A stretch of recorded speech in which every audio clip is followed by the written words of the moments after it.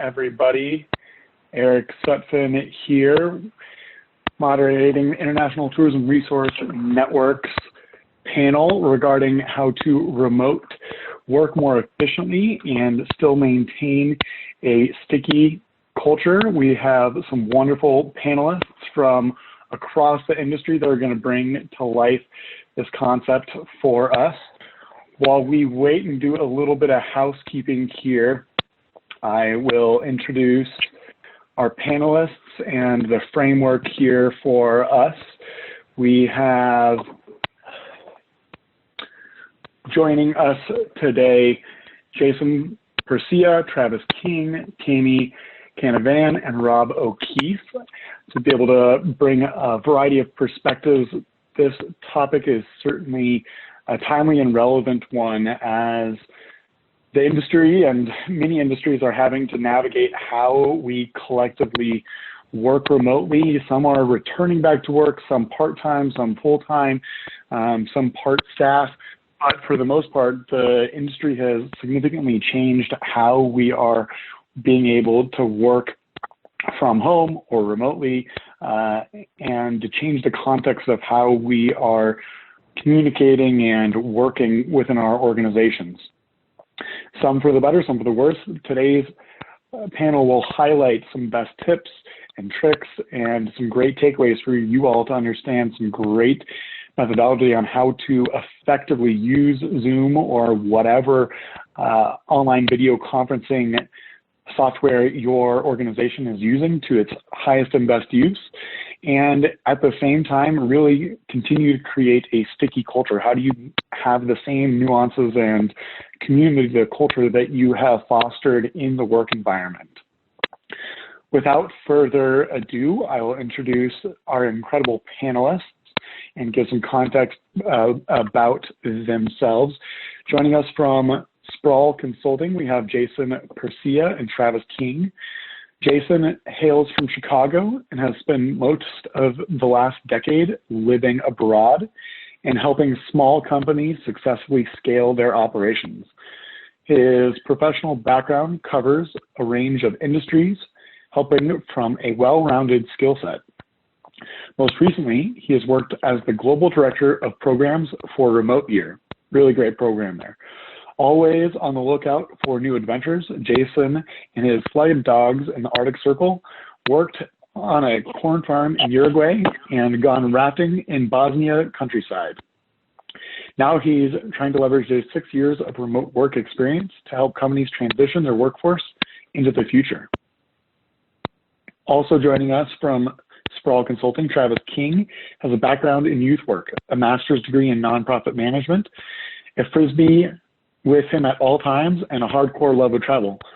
Let's see that Frisbee. Where do you got it with you right now? For the past 4 years leading up to the Corona pandemic, Travis was the Director of Community Development for Remote Year, one of the world's largest communities of digital nomads. With Remote Year, Travis led the community of over 2,000 remote workers through the creation of numerous traditions and points of connection, his management of Slack, various in-person and virtual events, and was largely responsible for the supportive, positive, and connected culture for both Remote Year and the community they fostered at large. Welcome, and thank you for being able to bring some awesome perspective to this conversation. Glad to have you. We also have with us Tammy Canavan from Fired Up Culture as the Executive Vice President and Principal of Destination and Travel Practice. With over 30 years of global destination organization leadership, Tammy has a standout career in developing high-performance teams of staff, boards, and community organizations, providing relatable and innovative leadership to bring out the best of organizations and individuals. She's been the past chair of Destinations International and is an award-winning dedicated coach and leader that is highly sought-after speaker at industry conferences around the globe. Tammy, good morning and welcome. Also joining us, Rob O'Keefe, the President and CEO of Monterey Country Conventions and Visitors Bureau. That's always a tongue twister for me. Prior to this role as the CMO of the organization, He has significant experience in developing destination brands, including previously leading the development of the iconic What Happens Here, Stays Here campaign for Las Vegas. Rob has worked with a variety of hospitality brands in his 25-year career and is noted for his innovative style in building relationships and driving results. Good morning, Rob. Real quick, before we dive in, we'll do some brief housekeeping here. We want for those of you that are tuning in to be able to leverage the chat feature here as much as possible. This is a way to engage with the panelists here, where you can not only pose questions throughout the course of this panel. We will facilitate those, see where there's some common threads where that will further and enhance the conversation. Also feel free to add your name, company, LinkedIn, contact information, and the likes in the chat. Those that are attending this live will be able to receive that so you all can communicate and connect offline. If you want to add in your 2 cents and share a YouTube, a TED Talk, a relevant article that is of value, a book or the like, feel free to share that within the chat feature, as that will be distributed to the live attendees that were live here today. Following this, we will send out a post-panel survey, and your feedback is very valuable to the panelists as well as the ITRN network. If you'd like to be connected and enjoy the conversation or perspective that any of these contributors and panelists are bringing to the conversation, happy to facilitate that following this as well. Without further ado, we will dive right into the remote working efficiency and sticky culture panel. We should be able to walk away with some incredible best practices and tips to bring back to your organization, implement this week, and really bring your culture together going forward. So to kick it off, I will bring it back here to a high-level question. In your opinion, and we'll go just around the horn for everyone, give me an idea of how you are seeing the landscape of video conferencing and its impact on organizations, employees, morale, internally and externally. What is your perspective of how that's happened before COVID and now especially accelerated through this pandemic? Tammy, why don't you share your perspective and insights as to how you've seen this dynamic evolve? You know, it's a love-hate relationship, isn't it, with Zoom and connecting virtually, because we need to connect. And yet I hear terms over Zoom burnout, I can't take it anymore. And it's interesting because when we used to go to an office in person, we would see each other and we'd be on all the time. But for some reason, this is causing some fatigue. And I say for some reason, knowing that there are a lot of reasons that we can explain and some things that we can't. So I think it's an incredibly important connector, and the conversation that we have today about using it purposefully and in moderation, just like we take our diet and everything else that is good or bad for us, is a really smart idea. So I'm looking forward to a little bit more of the conversation, but most certainly it's both a critical connection element and a source of frustration for many. And I didn't get to share this, but Rob and Tammy had once worked together for some time, and Tammy has helped facilitate the culture there at the Convention Bureau.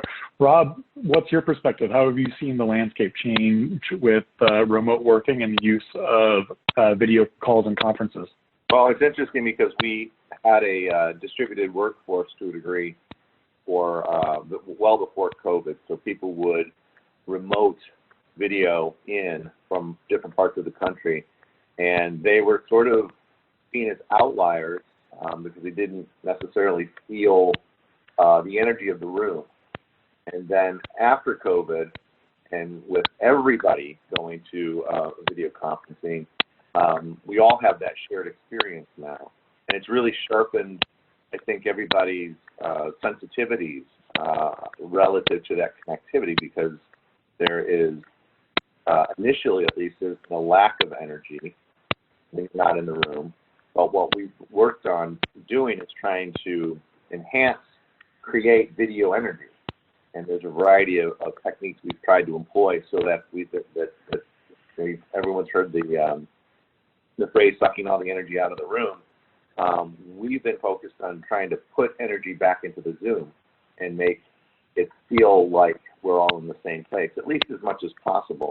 So there's been a significant refinement from what it was before COVID, where just a couple people would video in, to where everybody is. And it's, like anything, video conferencing is both art and science, and it's something that we're still working on. But it's definitely a lot better now. The learning curve, we've moved along pretty quickly, which I'm happy to say. Love to hear that. I think we have adapted, but of course there's ways to be able to enhance that.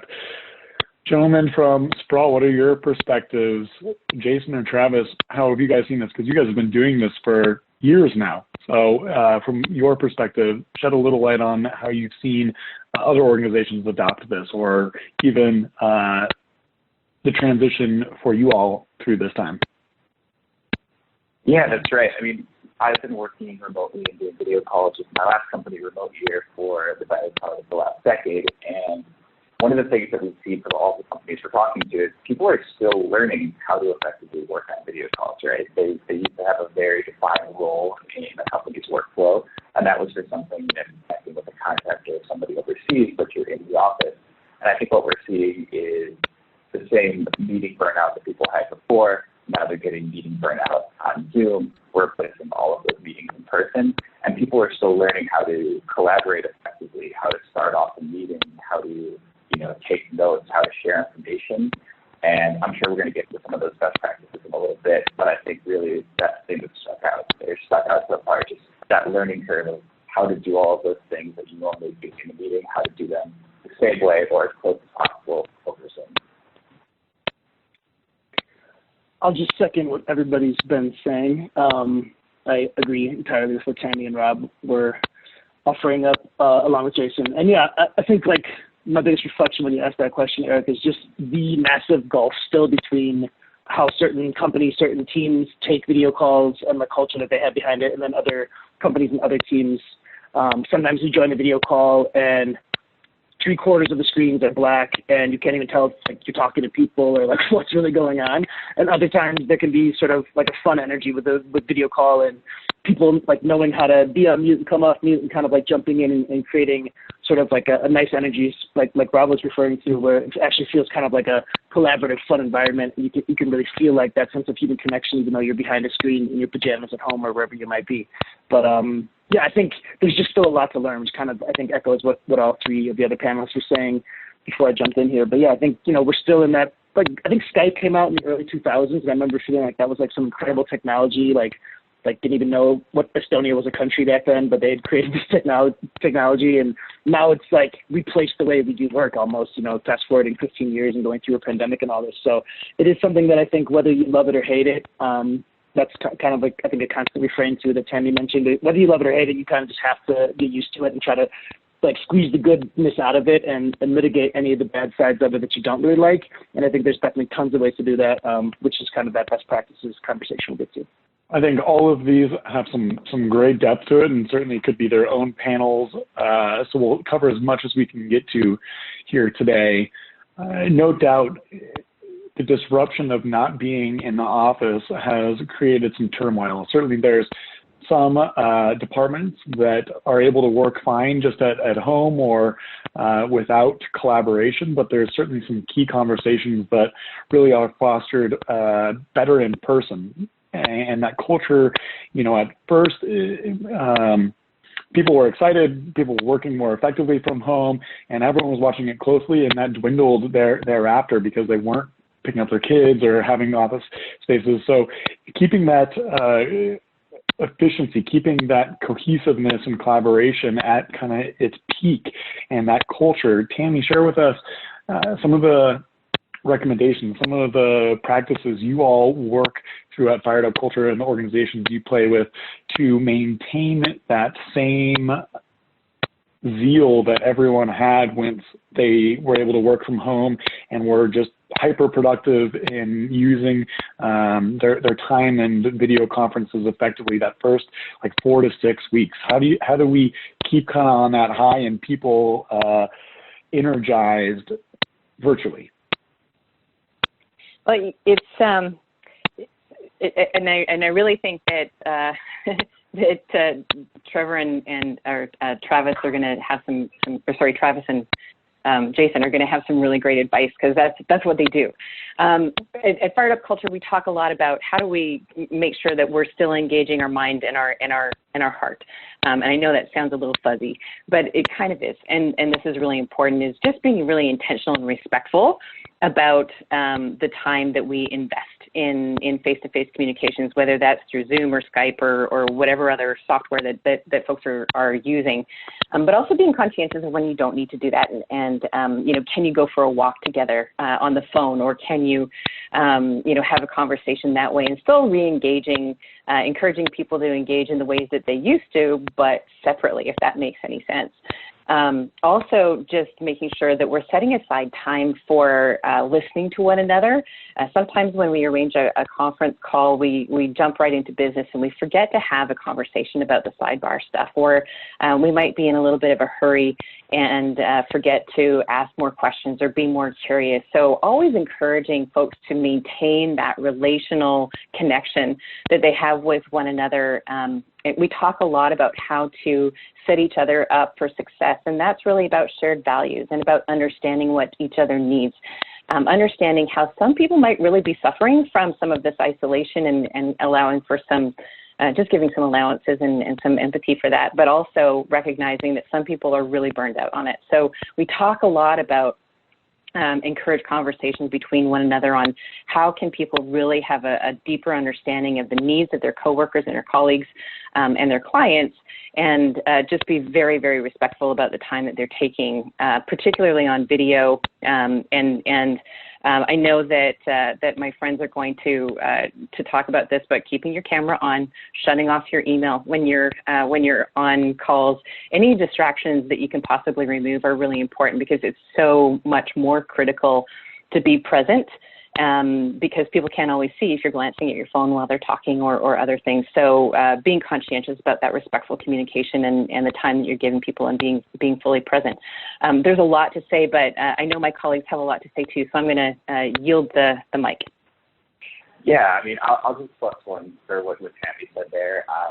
One of the things that we talk to every company about is when you're on video calls, if you don't get to see your colleagues in the office, try your best to see them when you're on a call. So if you can have your video on, it just instantly helps, gives people a chance to read your nonverbal cues, gives people a chance to, gauge how you're receiving the information and things like that.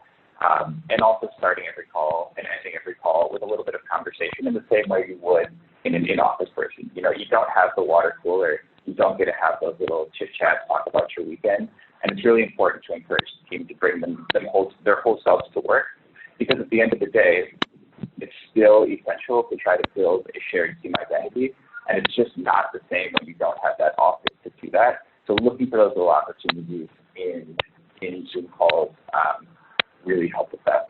Yeah, just to kind of add on to what Jason was saying, I think like a big thing there too that people can try to continue to improve at is inviting, like say at the beginning of the call, you want to have like a little kind of chit-chat, fun catch-up conversation. If you're the manager of that call and you say like, so what's up, guys? And let people fill the next 5 minutes, it's probably going to be like whoever the most extroverted, mic-dominant people are on your team talking most of the time. But if you say like, I want to hear one piece of good news from everybody's weekend, and that's the prompt you set the call up with. You're going to have like all 6 or 8 people on your team share something, even the most shy people, even the newest person on the team, and you're going to get everybody feeling like, all right, I'm part of this call and I'm connected to what's going to happen for the next hour, versus just, what's up? So I think there's ways that you can kind of structure conversations, structure prompts. One of the biggest things is just a group facilitator. That's part of my background, where I came in with remote year. Is that like if you just have the expectation that you put a group of like 50 adults in a room and you're like they'll get to know each other, like they'll mingle, they'll find connection. That's really optimistic, and it's not really how it goes down. Same thing with the Zoom call. So like if you have a group of people that you just kind of want to have like an organic, nice conversation with, or get people talking, get people connecting, really think of like the best ways to do that. Think of structured prompts. Think of ways to invite every person in the room into the conversation. Like one thing that we're going to do next week for one of our clients, Jason and I, is they have a bunch of new employees since COVID, and they haven't really felt like they've done a good job or had any way to sort of introduce those new employees to the rest of the team. So we're going to run an activity called the hot seat, where each of those 10 new employees will get 90 seconds to get drilled with questions and answer as many questions as they can. And we sort of treat it like a fake competition where we tally how many questions each person answered. This is a really fun way to get to know those 10 new employees at the office versus like a different version of just like, hey, tell us about yourself or something. And then they're just like, this is weird. I don't really know what to say. Like, hi, I'm the new girl or whatever. So thinking of just like, basically not making the assumption that like people will do this naturally and they'll be good at it naturally.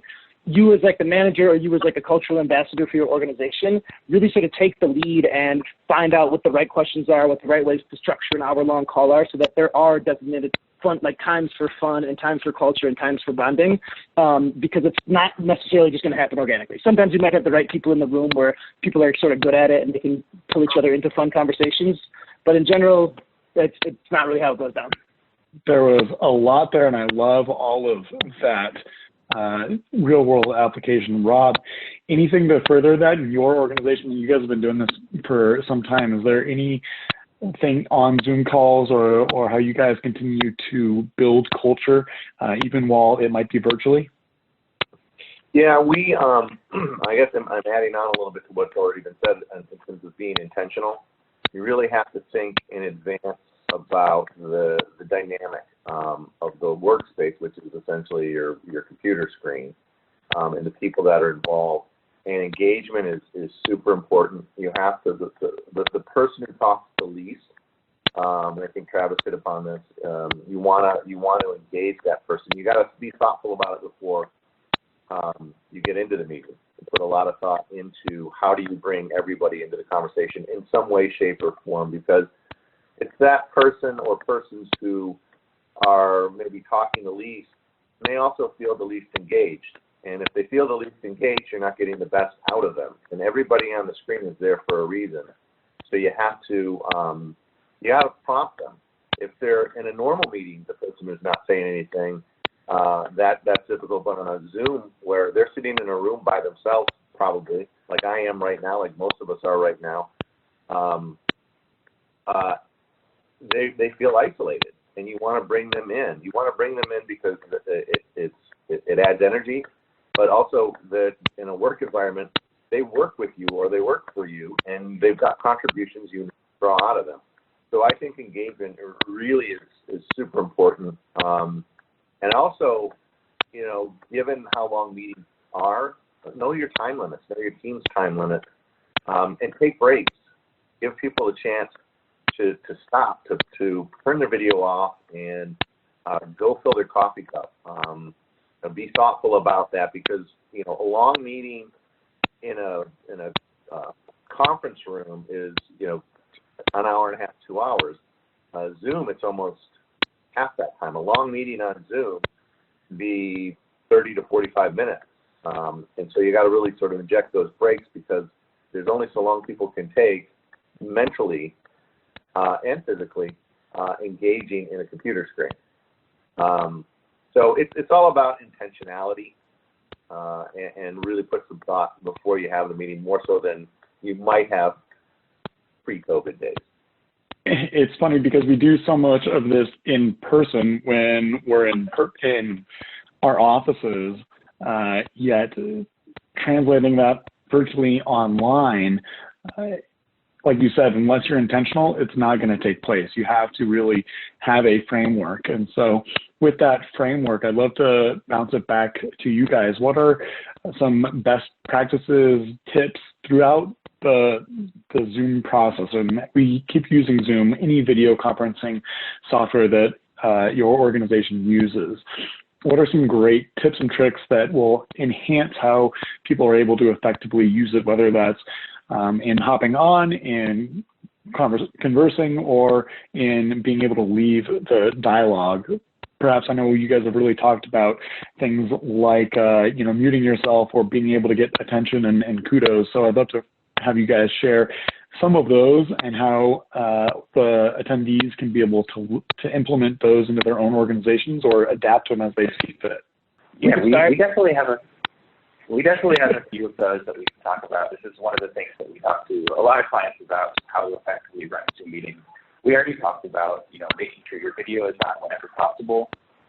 Going on mute when you're not talking, just so there's not any background noise, I think disrupting. We also always encourage people to turn off any notifications they have on their computer. They can be incredibly distracting, and especially when your video is on, other people can see that you're distracted, and it really hurts, the flow of the call. One tip that we always like to give people, kind of a fun thing, here in Mexico, we use this symbol to say yes, and it's a really fun way to kind of give people, the idea that you're understanding and agreeing with them without having to come off mute and interrupt them or type in the chat box to distract them. A couple other things that I always recommend to people, one of the problems that a lot of remote teams have is they think that it's harder to collaborate in a remote setting than it is in person. So one thing that I always walk people through is, an easy way to collaborate on Zoom is just bring up a Google Word doc, share your screen, share that doc with everybody, and let them type away, let them comment in there, and you can all work together as if that's a whiteboard. And just trying to think if there's anything else, Travis. I mean, my first thought with this was just to really prioritize getting everybody on the same page in the first place. So if you want to encourage everybody to have their video on, say that at the start of every call. Say, hey guys, welcome to the call. Again, if you can have your video on today, that'd be great. Like obviously maybe somebody got like a bee sting in the cheek and they don't want to like show their video that day. So it doesn't have to be like a hard, fast rule, but just to remind people at the start of the call, like video on would be great today if you guys are able to. And same thing with like how people are dressing, if people are typing in the chat box. Basically just getting everybody on the same page, because you might think it's not a big deal as a manager or somebody in leadership, but there's a very good chance if you have 20 people on a call and somebody's like constantly chatting in the chat box like funny jokes, somebody else might be like, why does Jason think that's appropriate to keep typing in the chat box, where Jason thinks he's helping the call by writing funny little quips into the comment box. So more than like what you think is right now in your mind of like, should people be writing jokes in the comment box or not, the main point is like to get everybody on the same page so that like if it's encouraged, like, hey, you can use the chat box as we go along with this call, which Eric said at the start of our conference today, then at least we all know that, like, if I'm writing in the chat box, I'm trying to just, like, help the energy of the call, keep people engaged in the call, and I'm not trying to distract you from whoever's talking. So really more than anything with, like, what people are wearing, people being on video, people being on mute, people using the chat box, there's just a whole number of things to actually consider in terms of do we all agree on how to approach those different aspects of a video call? Because I think the general thing that people do is, like, make the assumption that, like, it's all fine and it'll all work itself out. But then you have a whole bunch of people on your team like, oh, why has this person always got their video off? I bet they're not even working today. I bet they're home just, like, hanging out and eating breakfast. And then you start to get this, like, doubt and people not being sure about other people at their company and how hard or how much, engagement those people have and how much they care about the mission of the organization and all that type of stuff. So really just getting people on the same page, I'd say, is the top thing to do when it comes to video call culture. And then once people are aligned, like this is how we handle each of these issues, things sort of take care of themselves after that. What I'm really hearing here is setting expectations, being able, just as we do in person and in our organizations, how do you set virtual expectations of what the group, the audience is expected or even encouraged to do. Part of that and part of these softwares is a lot of other functionalities. We have the ability for Q&A or panels or even breakout sessions where if you've got large groups, you can break into smaller groups. How do you guys encourage or do you have best practices around some of these things like the Google Doc and whiteboarding? Is there sometimes an overuse of these that is unnecessary, or how and where should people use it? Back to the word intentionally. How can people use some of these functionalities intentionally? Rob, have you guys used them in your organization? We have, and I was just going to say, I think to add a little bit to what Travis had just said, you have to think about the meeting itself. What's the intention of the meeting? Not all meetings are created the same. We do a lot of brainstorming, for example, and in a brainstorming meeting, it's a very different dynamic, even in a Zoom, than it is in than it would be compared to a strategy session or something that's got a little bit more gravitas to it. And I've been known in my organization for having lots of props. So, for example, I yo-yo a lot, and Tammy's going to grin a little bit because she got me some yo-yos once as a birthday present. And in the workspace before COVID, I would walk around the office with my yo-yo, just interacting with people and saying hello or talking about something, or in a brainstorming meeting, where that type of activity is sort of to loosen everybody up. In those types of meetings, you can still do that on Zoom. And one of the things that I encourage is people to get up. Now, that's uncomfortable. If we all stood up right now, where we actually showed what we're fully wearing, would we be, all of us, comfortable doing it? I'm willing to do it, but I don't know if everybody else is. And and the point is, injecting some movement into certain types of meetings because they call for that, and that's, again, another way to enhance the energy. It's okay to do that. And in other meetings, it's really just, you're going through a checklist of something that needs to be done with your team, and it can be a quick 10, 12-minute meeting, and that's okay too. And other meetings that we have, I have meetings many times with elected officials. Let me tell you, those aren't always the most exciting meetings. But I guess my main point is not all meetings are created the same, and you want to tailor your approach to the meeting, going back to being intentional, tailor your approach and find ways to, and going back to energy, inject energy into the conversation to the degree that you can. That's going to make people, at least in my experience, feel closer together even though we're far apart. Rob, I love that, Mitt. It almost answers Esteban's question. He types in saying in smaller dialogues where it's one-on-one or small groups, it can be very personal. We can be able to have a little bit more chit-chat and dialogue in a lighthearted manner. However, as the group tends to grow, we lose that. It becomes a little more structured. It's less inactive. How do we maintain that kind of overview and structure while still having that energy? And I think you hit it on the head. It's intentional. It depends on the meeting, the intent, but some planning and preparation and just being cognizant of, okay, how do we ask some of those fun questions that are open-ended at the beginning of the question and do a round robin, or how do we use the conversation where we're talking with people instead of to them, is a great way to keep it lighthearted. Tammy or Jason, do you guys have other thoughts on how, as the size of the Zoom grows, can you maintain some of that energy as well? I'll go. I would go back to the planning and purposeful intent of your meeting. So being really clear on the purpose and what it is you're looking for folks, and just always remembering that every encounter is a relational one. And the whole point of focusing on strengthening our culture is remembering what we're all here to do together. What is our mission, and how do we support each other in that? And in order for that to be as strong and resilient and build as much capacity and avoid distractions as possible. So building that stronger culture means that we're paying a lot of attention to those relationships. So it is a little harder when you've got a whole bunch of people on the call, and some people still try to hide like they would in the corner of a boardroom, but really being really intentional and giving people safe ways to participate in meetings, because not everybody is going to be as comfortable speaking up or voicing opinions as others. So don't put people in an uncomfortable space,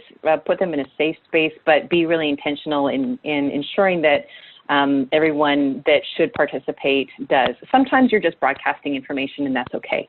But really the point of getting together by video is so that you can see people's reactions to material. So for example, when I'm facilitating some information or a conversation, even if I'm sharing my screen, I've either got the PowerPoint or the whatever I'm presenting on a different screen, or I've got it printed and I'm just looking at the people, so I can see how engaged they really are and be really intentional about pulling out that engagement and that participation. I think that's a really good point. There's also a couple fun ways. I've been on a call that was prompted, everybody wear your favorite hat to the call. And it's something that's silly, but it starts the call with everybody coming on and laughing and having a time and getting involved on something that might, not be relevant to the call, but it opens it up. And Eric, I think you also touched on something, one of the really cool features of Zoom, if you do have a paid account, is that you can run breakout sessions. So, if you get on a call with 40 people and you're expecting to brainstorm, realistically there's going to be 5 contributors and a lot of listeners. Whereas if you break that up into, 6 different rooms, you get, 5 to 7 people on each call, and then they break out for 15 minutes and come back with notes. That's a great way to get everyone involved and kind of get some more diverse opinions without spending the time to listen to all of those people in the 140-person Zoom room. Thanks. So yeah, I was going to add too, I think another thing kind of to go along with everything that was just said about, setting up meetings intentionally and with purpose. Like Rob mentioned, like say the purpose of the meeting at the beginning of the meeting, and whoever's leading the meeting, at least maybe you don't need to share this much of the detail, but have like an agenda of like 15 minutes for this, 10 minutes for this, whatever it might be. And also like try to do the like under promise, over deliver side to the rest of the people joining the meeting. So if you think the meeting is going to last 45 minutes, set it for an hour. It's good news for everybody. You're like, hey, here's 15 minutes back to your day. But how often have we all been on video calls where somebody set it for 30 minutes and it's already 10 minutes over and you haven't really even like finished the conversation? You're like, okay, like we'll just figure this out later and bye.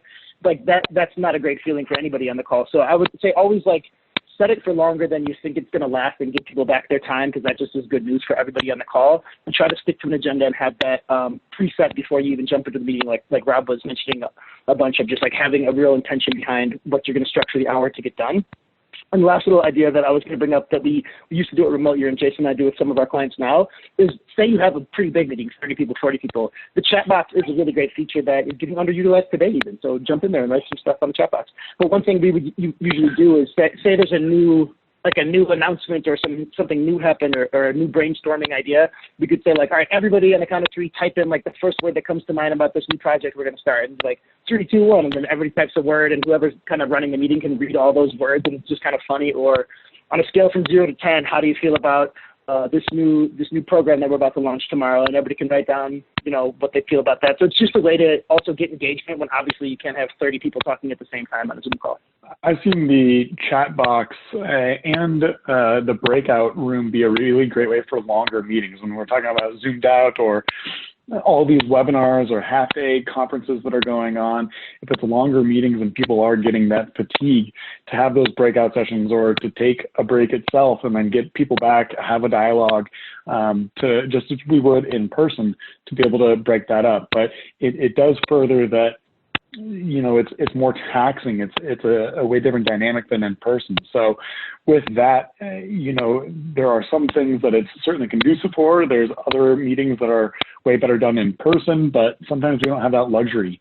Rob, how have you seen that loss of ideation or collaboration in the remote workspace transpire and evolve? And perhaps how can those that are listening overcome that? What can they do to be able to reinstill that ideation and collaboration virtually? So, and I've had a lot of my peers in my industry talk about the benefits of going virtual. Most of it's because of cost savings, and I've had people say, well, even after COVID, we're going to get out of our physical space, and who needs to pay rent, because we can be effective doing it this way. I go against the grain a little bit on that. I think that there is a degradation of ideation. In the best circumstance, you have that opportunity when you're all in the shared space to create and build upon ideas. Going back to my yo-yo example, walking around the office, I can talk to someone about something, we get an idea going and say, hey, let's go grab so-and-so. And the next thing you know, you've got a really great idea built off of 2 or 3 conversations in 30 minutes. In the video conference environment, and with the remoteness where people working in different spaces, a great idea that could be built in 30 minutes after a couple of conversations might take 3 days. So there is a noticeable loss. What I've tried to do, and we tried to do in our organization, is do more teaming where outside the video conference environment or in the video conference with a couple of people to prepare for a bigger meeting, say you two work together to come up with something and then jointly present that at the next team Zoom. So you are effectively, and you would do this in a non-Zoom, non-video conference environment anyway, but again, it goes back to being intentional. You want to give people the opportunity for that ideation, that building. You just have to do it in a different way. and then have them come prepared for the bigger meeting with the bigger group. And that's worked pretty effectively for us, especially when you're putting people who are serve two different purposes and they don't normally work together. Find ways to bring them together, and that's helped sort of overcome that ideation drain that we've had. But it's still a thing to me. It's something that at the end of the day, in my opinion, that you're never going to be or get the best results or results comparable to being in person. So while I think it's important for us to talk to and make this environment that we're working in effective, I look forward to getting back to where we were before. But I think from this experience, utilizing this as a technique, utilizing Zoom, is something that's going to continue. For us in our organization, we're not going to stop doing this, and we're going to take what we've learned from this and make our organization better. At the end of the day, in person will always be our first choice. I don't know if that answers your question completely, Eric. It kind of went around the bend on it a little bit. No, certainly some great insights and application there. Tammy, do you have other thoughts, things that you guys are doing, implementing? I do. Please. So this environment is great for planners, right? People who like to think things through and think a little bit more. So some of the things that I've seen work in replacing that sort of spontaneous walk down the hall with a yo-yo kind of thing is organizations where you can share calendars and everybody has a certain time period set aside where they're just available. So that could be your potential virtual walking down the hall time, and you still have to plan knowing that, every day from 9 to 10:30, I can call anybody and expect that they're going to be available versus trying to find out if I need to schedule a meeting and other things. So planning time frames for spontaneous connection can be really helpful. But I can't deny that for my friend Rob, who I have known for a good 8+ years, he's a spontaneous guy. He's not a time planner. When he's going to be inspired, that's not going to be at the time that you expect that's going to come to him. And there's a lot of creative people that are like that, particularly in the marketing field and sort of the folks that get those deep vision inspirations. They bubble up and they come at 2 o'clock in the morning or at 2 o'clock in the afternoon. It really doesn't matter. So I think that taking a look at how we can help one another and support that and recognize that somebody like a Rob is not calling in the middle of the day just to disrupt you and annoy you. That's just the way he's wired. And so that goes back, again, to really understanding our colleagues and what they need in order to bring their best selves and having a real desire to help each other get there. And that means also communicating your own needs. I'm a planner. So Rob and I are great opposites, and we're a great team, and I've learned to trust his spontaneity, and he's learned to deal with my planning issues. And so you find that. And that really, again, is just going back to investing in those relationships so that you can strengthen that culture and you can get the best out of everybody with the circumstances that you want. That said, there is, being in the tourism industry for 30+ years, there is no replacement for what happens when people get together in person. And we shouldn't pretend that there is. And certainly if that was the case, we would not have one of the largest industries on the planet that had been thriving so much before COVID and something that we're so desperate to see come back. So try and create some intentional space for our spontaneous friends so that you can continue to have that ideation and that collaboration. And I think that probably Jason and Travis have some other creative ideas since they've been doing this for such a long time. There are teams like TripAdvisor and others that have been virtual for years and always will be because they're spread out all over the globe and they seem to make it happen. They do ultimately come together a couple of times a year in person, but ultimately they've found a way to really make that work and have that creativity flow. But they're also hiring people that are attracted to that kind of environment versus what we're trying to do here is in so many places trying to take people who have been accustomed to an in-person environment and transfer them over to a virtual environment. And that is a harder adjustment for some, for sure. Yeah, absolutely, Tammy. I think, Travis just mentioned this in the chat, but those in-person events, whether it happens once or twice a year, fully remote team, can be such valuable times for that ideation and creative side.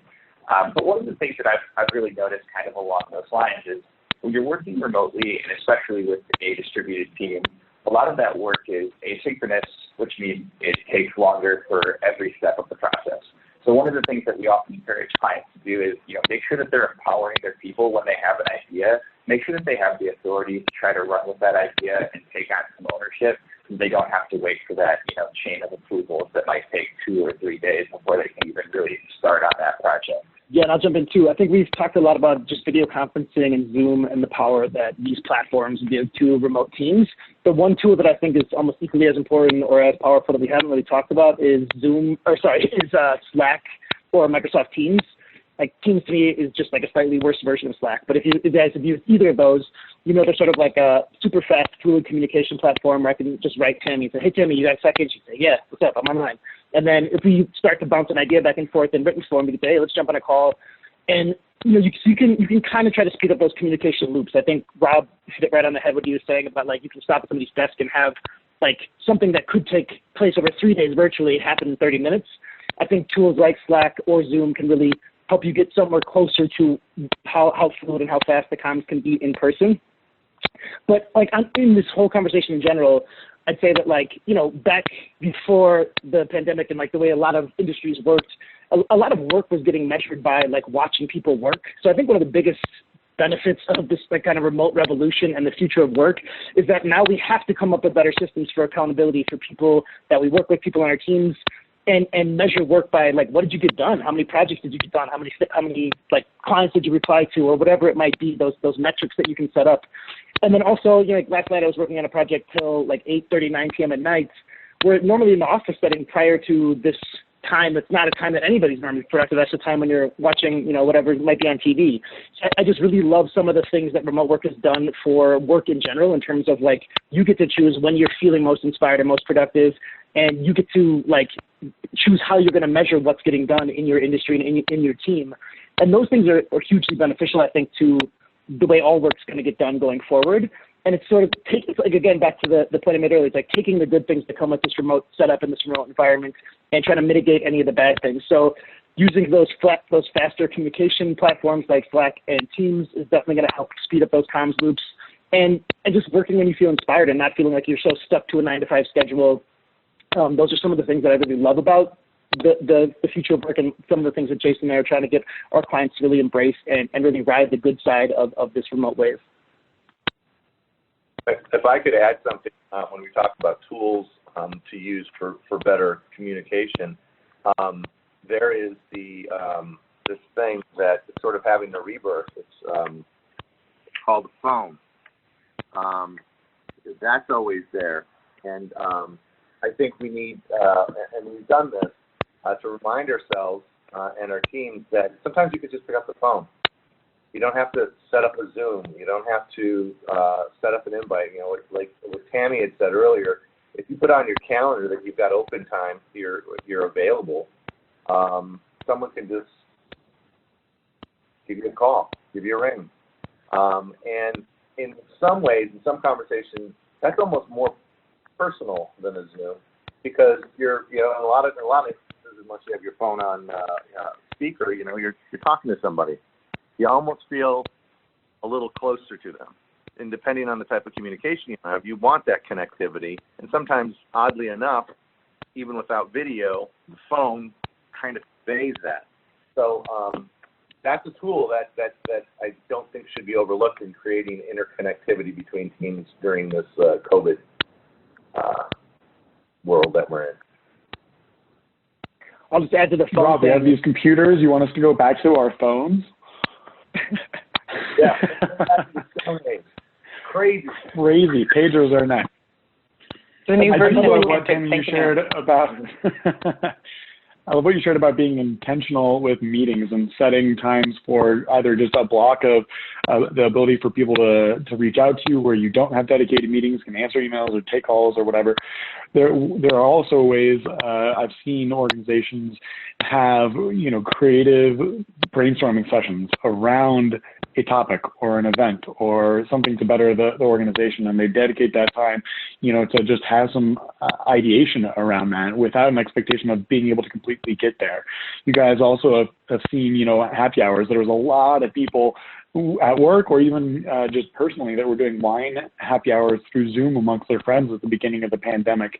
I have not heard or seen of that now in some months, but there's some creative ways with intention to facilitate and structure remote team happy hours to deepen that culture and connection. But I think it takes that planning, that preparation, that intention.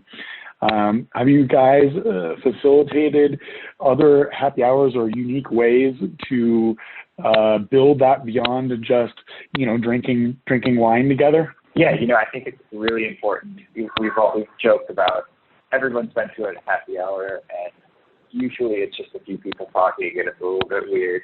And, my colleague Travis always has this line that structure breeds creativity. So giving people some sort of an outline helps them get creative and think of things to work with.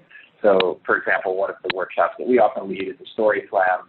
So we give people a theme ahead of time and say, hey, this week's story slam is going to be about, the scariest moment of my life. And then everyone comes in and they have 5 minutes to talk about whatever that is. You can choose those and you can kind of set the theme for what you want people to talk about. Another one we've done is everybody make a Google slide. It should only take you 10 minutes, put some pictures about yourself, things you're interested in, and then you have 30 seconds to introduce your Google slide, and you go through it in a slideshow. But just making those fun and giving them some intentions instead of just putting people in a room and expecting them to come up with meaningful, interesting conversation. It doesn't work the same way as a Friday happy hour when everyone's at the bar together having a drink. It's just not the same. So trying to think creatively, come up with some prompts to get people talking. And one of our other big ones that we love to run for people is something we actually started at Remote Year called Silo Breakers. So it's like any distributed team, like we sort of, like Jason and I are both on the programs team, so we would meet with the same 10 people, but we never really had a reason to talk to the people on Remote Year sales team. And we never really had the reason to talk to people in, HR, for example, or our local team in Thailand or whatever it might have been. So we created this call called the Silo Breakers that was really intentional about getting people from different parts of the organization into a small Zoom room where there's about 8 people. And then we had a series of 5 questions they would go through of like, what's something you got done recently at work that you're really proud of? What's something you're working on now that somebody in this room might be able to help with? And then we'd go a little more personal, like, who were you in high school? If you were a kitchen appliance, what kitchen appliance would you be, right? And then like all 8 of those people would go around the room, share their answers to those questions, and whoever was like the call captain would type out like a fun little report on Slack about how their Silo Breaker call went. And that was something that we started maybe 2 years ago, Remote Year, that really just like for the first time we did it, people were like, that was so fun. That was like the best hour of work you could ever have. And I got to know a bunch of my coworkers that I don't really get to see that often a lot better. So that's like a very sort of structured version of a fun happy hour type call. But I think it's worth it, putting in the legwork on something like that to really kind of create like the structure that will breed the creativity out of that conversation. Some of the funniest like things you never would have thought you'd get to know about a coworker came out of those calls. And it really connected the company. So somebody on the sales team could be like, I know Travis actually does know about this. I'm going to reach out to Travis today. When before that call, he would have never thought that like I'm somebody he could just send a Slack message to. So I don't know, those types of things are really I think worth putting in the legwork to set them up and to give that structure to making a happy hour or an hour with your team way more effective and productive. And for the listeners here that feel they aren't creative, they don't quite know what fun questions exist out there. There are icebreaker books, there's blogs, there's, little things on Amazon and like you can Google, or hey, even better, get together with some of the creative or event people in your organization to brainstorm those. Set up a Zoom, have some fun, and do some pre-planning to make sure that it's effective with the rest of the team. So with the final few minutes that we have left, I'd love to just go around the horn. What do you guys see as the future of remote working? What are, some takeaways or something that we have yet to hit on that our listeners can be able to take back and implement in their organization or at least have top of mind as they're continuing to integrate this into their organization? Why don't we start with Tammy? Unmute. I think there are a lot of observations. One that I would make is that I think that in the past, we worked with a lot of organizations where some team members, and remember, I'm immersed in the travel and tourism industry as you all are too, but that there have been a lot of leaders who have been incredibly reluctant to allow even partial remote work or flex time, that kind of thing, that just very uncomfortable with that concept. We've seen an enormous amount of converts in that, to Rob's point, where some are dissolving their physical office spaces altogether. Some are just using shared workspace so that they can get together, collaborate, and have meetings, but the bulk of their work is being done remotely from wherever people want to work from, whether that's their home or whatever else that might be. And different allowances for the flexibility. Folks are the people that used to be afraid of remote work or allowing that kind of flexibility with their team are suddenly finding that by and large they're getting a whole lot more out of their people than they used to, and the concerns now arise about how do we stay connected. So a different shift in thinking, where that was really easy to do in person, now we have to rethink. So a whole new approach to how do we manage our teams, how do we keep ourselves cohesive and together and all on the same page and connected. There's a lot more allowance for flexibility, which is creating a lot more comfort and satisfaction for actual team members. And that's a recruiting advantage that some will continue to hang on to, and some will go back to their original ways. But I would say that's going to be one enormous shift that we see, is as organizations now sort of shift their thinking, and how do I make this continuous and continue to have my team members so incredibly happy and productive as we go forward, but still hang on to that connection. Yeah, and I can jump in right there. I was going to say something similar to Tammy. I think the point, we moved to this remote work because of a pandemic, but remote work was already on the way, and there were reasons for that, and that is because it saves money, it improves the quality of life of employees. Statistics show that employees work more hours when they're working remotely, they're happier when they're working remotely, and there's a lot of other things there. So I think my final takeaway would just be, in this time, we have to remember that remote work is new for a lot of people. And even though we've been doing it for 6 months, a lot of companies have been thinking about it as a stopgap. And so they haven't invested in the training and, being thoughtful and intentional about how this is going to look in the future. So, lead forward with empathy and, try to work with people to help them learn the things they need to learn and be in a position to work effectively in the future. Awesome. I would Thank you. Rob? Just a little bit more on this, sort of in the same vein. Any organization that tries to snap back at when we can start working in person, and I'm the one who prefers working in person as a general rule of thumb. But any organization that would snap back and immediately go back to requiring in person and sort of shunning this new workplace environment is going to, I think, suffer for it, because it's so ingrained in us now. This isn't something that's taken place for a few weeks. This has been months, and it will continue to be months. And there are a lot of benefits from it. I think the hybrid workplace is the workplace of the future. And I think organizations really need to think about that, the person, the employee's connectivity to their home space and their family. And it's not a perk to let somebody work from remotely, as it may have been in the past with some organizations. It's a necessity. And I think there's got to be a lot of thought given to the conversion back into a different, or back to the in-person or the in-office.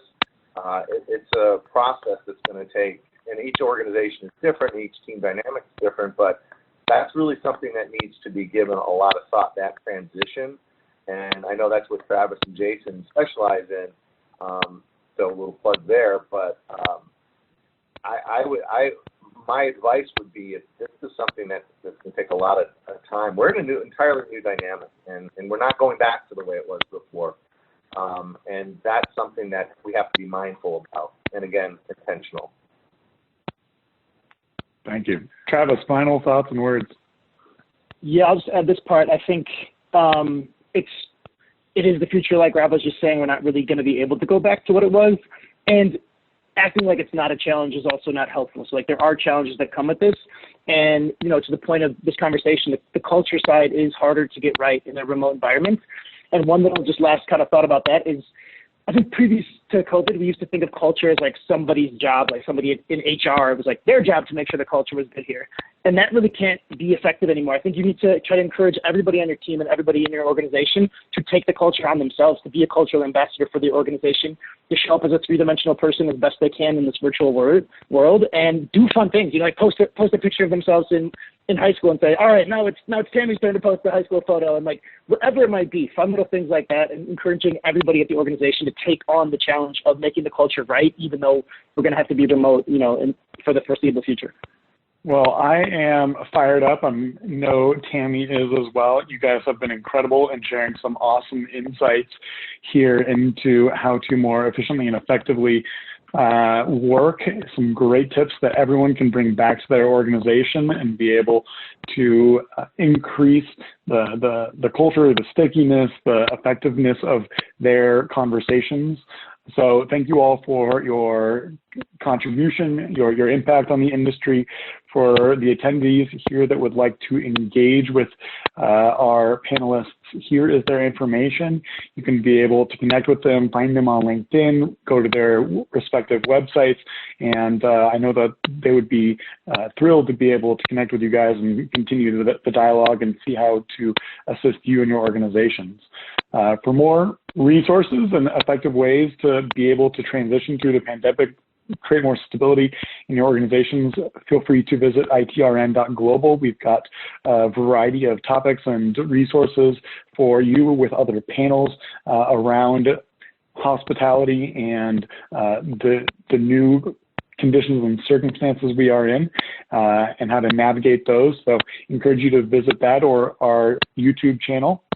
And stay tuned for upcoming future panels and events that we will be facilitating. Thank you all again for joining Rob O'Keefe, Travis Kine, Jason Persia, and Tammy Canavan. Thank you all again, and enjoy the rest of your week. You can be able to subscribe to the YouTube channel for more information and get involved in the community and share your own voice and perspective.